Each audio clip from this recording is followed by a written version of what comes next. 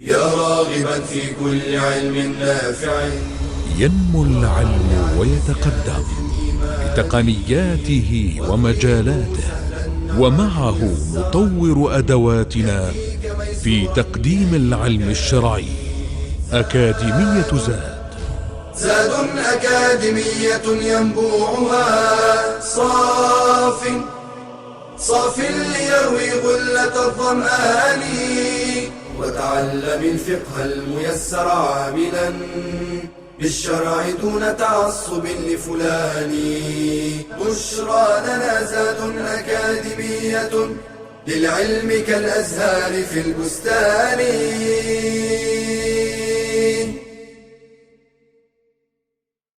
بسم الله والحمد لله والصلاة والسلام على رسول الله وآله وصحبه ومن اهتدى بهداه. أما بعد, so Udhiyah, we've learned that we cannot slaughter it except after the prayer of Eid has ended. What about Aqiqah? When should we slaughter it? The sunnah is to slaughter it on the 7th day of the birth of the child. But if you slaughter it immediately after the birth of the child, does the job. The sunnah is to do it on the 7th day. Some scholars use a weak hadith, and this is the opinion of Imam Ahmad, that if I miss the 7th day, then I should do it on the 14th. And if I miss the 14th, I should do it on the 21st. But the hadith is weak. And the Imam way of fiqh is that whenever there is a weak hadith, then it should be applied rather than not applying anything. So this is what a lot of scholars follow, 7, 14, or 21st. If not, then any day would do the job. Now, when we say the 7th day, it means that if the child was born on a Tuesday, the 7th day would be the following Monday, a day before. And if the child was born on a Saturday, the 7th day would be a Friday, and so on.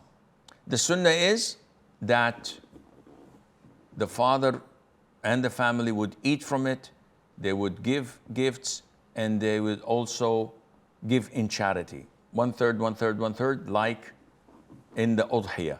But if one wishes and one cooks it and invites friends and neighbors, not giving anything in charity, this is totally permissible without any problem.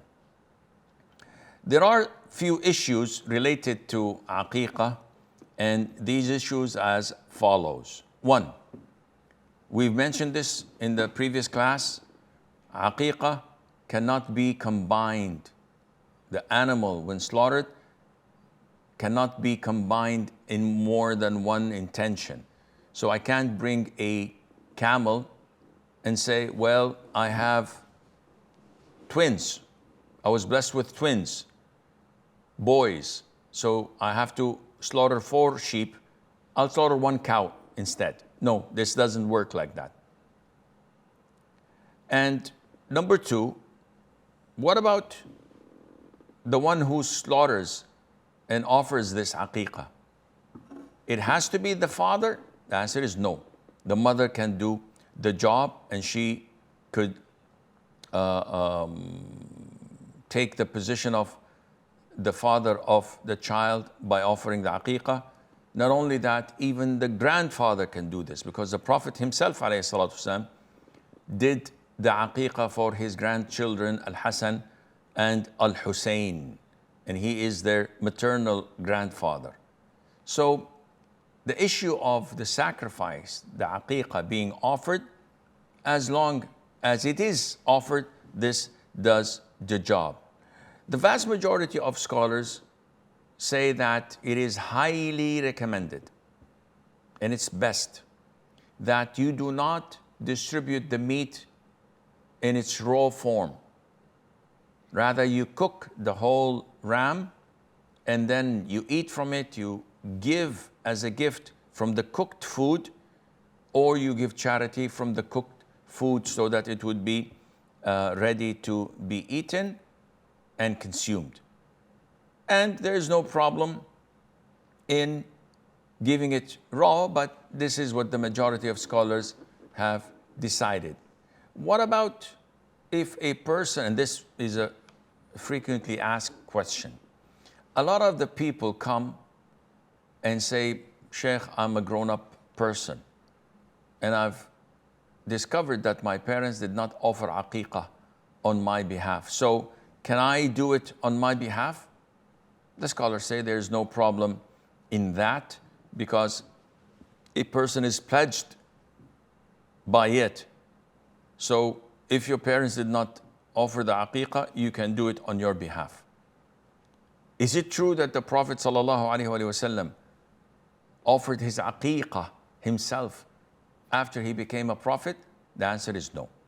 The hadith is not authentic, therefore we should not use it as a reference. Rather, we should use what other scholars said, such as Al-Hasan al-Basri, may Allah have mercy on him, his soul, and other great scholars of Islam who recommended that a person whose parents did not offer the aqiqah for him, that he should do it on his behalf. If a husband knows that his wife's parents did not offer aqiqah for her, and he wants to do that voluntarily from himself, that is beautiful. He could do that without any problem.